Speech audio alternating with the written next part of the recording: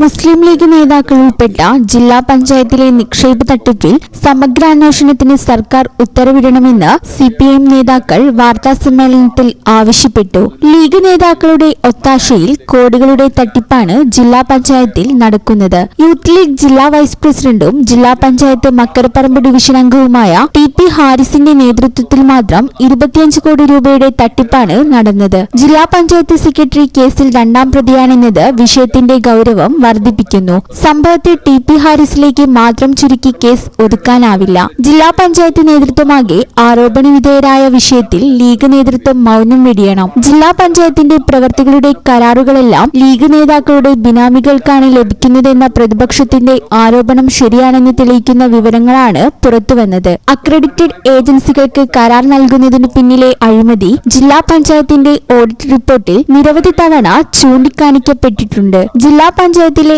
Engineering വിഭാഗത്തെ നോക്കുകുത്തിയാക്കിയാണ് ഈ കരാർ കൊള്ള. സർക്കാരിന് കോടികൾ നഷ്ടമുണ്ടാകുമ്പോൾ ലീഗ് നേതാക്കളുടെ കീശ വീർപ്പിക്കുന്ന ഇടപാടാണ് നടക്കുന്നത്. ആരോഗ്യവകുപ്പിൽ നിന്നും അഡ്മിനിസ്ട്രേറ്റീവ് അസിസ്റ്റന്റ് തസ്തികയിൽ വിരമിച്ച ഉദ്യോഗസ്ഥനാണ് അക്രഡിറ്റഡ് ഏജൻസികളുടെ ഇടനിലക്കാരനായി പ്രവർത്തിക്കുന്നത്. ജില്ലാ പഞ്ചായത്ത് ബോർഡ് യോഗത്തിൽ പദ്ധതി പാസ്സാകുമ്പോൾ തന്നെ കരാർ ആർക്കാണെന്ന് ഉറപ്പിക്കും. പ്രവൃത്തി നടത്താൻ ആവശ്യമായ തുക കണ്ടെത്താൻ ലീഗ് അനുഭാവികളെ സമീപിക്കും. ബിസിനസ്സുകാർ മുതൽ സാധാരണക്കാർ വരെ തട്ടിപ്പിൽ വീണിട്ടുണ്ട്. പ്രവൃത്തിയുടെ ലാഭത്തിന്റെ 50% നിക്ഷേപകർക്ക് വാഗ്ദാനം. ബാക്കി 50% ലീഗ് നേതാക്കളും ഇടനിലക്കാരും ഉൾപ്പെട്ട സംഘം കൈക്കലാക്കും. ഇടപാടുകളെല്ലാം ജില്ലാ പഞ്ചായത്ത് ഓഫീസ് കേന്ദ്രീകരിച്ചാണ് നടന്നതെന്നാണ് തട്ടിപ്പിനിരയായവർ പറയുന്നത്. ഇത് ഗൗരവതരമാണ്. നിക്ഷേപം നൽകിയവരെല്ലാം ലീഗ് അനുഭാവികളും പ്രവർത്തകരുമാണ്. ലീഗ് നേതൃത്വത്തെ വിശ്വസിച്ചാണ് പലരും പണം മുടക്കിയത്. പരാതി പിൻവലിപ്പിക്കാൻ ലീഗ് നേതാക്കൾ ഇടപെടുന്നതായാണ് വിവരം. കേന്ദ്ര